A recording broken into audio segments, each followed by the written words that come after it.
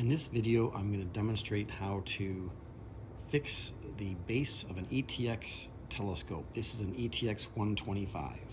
To access the base, you'll need to use a small little Allen wrench, and there's a set screw on the side of the silver lever that tightens the azimuth drive.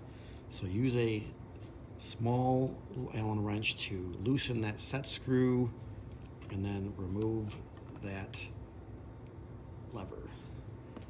And then you'll want to, I've already done this, but there will be some rubber feet covering some screws. Sometimes the screws are over the side and they're not covered, but this one had rubber feet on it.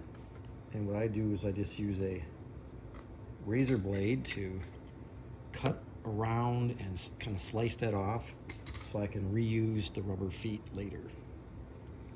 Once you do that, you will have these screws in there. These happen to be, some are Phillips head, these are Allen head screws. Remove the 3 screws from the bottom of the base and then carefully pull the cover off. I say carefully because there are 2 short wires down here leading from the battery compartment, a black one and a red one, over to the circuit board. They are ridiculously very short, so you just have to kind of tuck this underneath there. So be careful, rotate your mount so that the control panel and wires are down towards the bottom, so you can just kind of gently rest the bottom underneath there.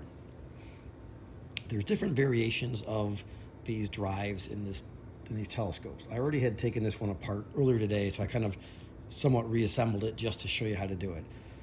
This one is one of the newer ones that has this big disc. This is a silver one. A lot of them are big black discs. You have to remove that in order to get all the other gearbox and things out. The way you do this is I use a 1/2-inch socket, and up on the top of the base where you remove that lever, the top of that lever has a nut that'll be up on the top. So you take your hex, put it up on the top of the base, and you're going to turn that counterclockwise to loosen that nut up the top of the bolt that's coming through here. At the same time, you gently turn that until you can get this big metal disc loosened. Now, these wires will be attached over here to a circuit board. I just have already taken it off. So you want to go ahead and unplug that wire from the circuit board. And I always tell people, take a picture so you know exactly which way it goes back in. But taking the wires off lets you remove this easier, and it doesn't get bound up on the wires. When you remove that, you'll have left kind of another piece in here. You can gently pry that off. And at the bottom of that is your metal gear here that goes against your worm drive. And that's kind of this is all part of the clutch system that turns the base. To get normally your circuit board and your worm drive is all one piece. This particular one I'd have to repair, has a crack here, if you can see it. There's a piece here that's loose. It's supposed to be connected to the motor housing that snapped, which is why I have to fix this one. So I can actually take this out in 2 pieces.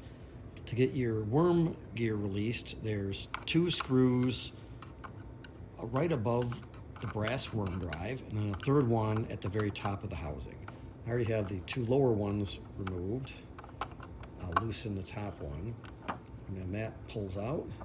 And again, this would all be normally connected to this other circuit board part, so you want to do this together. The circuit board has 1 screw here, 1 at the bottom, and 1 over the side. And this also has a wire harness that just connects the motor. You can leave it plugged in if you want. I always unplug it so I don't snag it. And if you look here in the base, you can see, make sure you turn it, you can see it. There are the 3 screw holes. One's up there, one's over here. That's what lines up with this screw, and this screw that you loosen to take that out. And again, this would normally be connected there, which is what I have to fix. So it normally looks like, if I put it together, normally looks like this when you pull it out. It's all one piece. So you want to loosen this screw there, the two that are up above the worm drive that I already have taken out. So these three plus the three on the circuit board, once you have those all released, you pull the whole thing out, set that aside. The things you want to clean on this are anything that's kind of, these clutch pieces are what pull together, and when you slide the lever to tighten it up top, these all pull together and compress and make the clutch. So these faces here you want to clean off. Any of the solid metal faces, just clean off with some thing to make sure all the grease is off there so your clutch does not slide and it holds firm. When you want to put it back together, you just reverse that. You put your whole clutch piece back in here. You tighten all those 6 screws back down.